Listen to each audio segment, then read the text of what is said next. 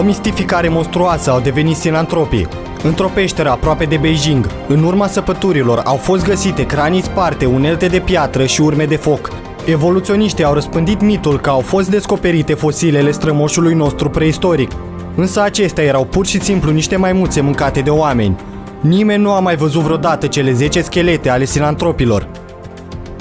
Omul din Nebraska sau omul maimuță, o etapă intermediară între maimuță și om, a fost falsificat și construit în baza unui singur dinte de porc sălbatic. Totul s-a terminat cu publicarea unei dezmințiri puternice. Australopithecul Lucy este o altă reconstrucție speculativă a verigii dintre maimuță și om. Datele cercetărilor biometrice au arătat că Australopithecul nu a fost o ființă asemănătoare omului. Parametrii corpului corespund celor de maimuță. Australopithec se traduce ca maimuță din sud. Abonați-vă la canalele noastre dacă doriți să cunoașteți adevărul și să nu fiți amăgiți!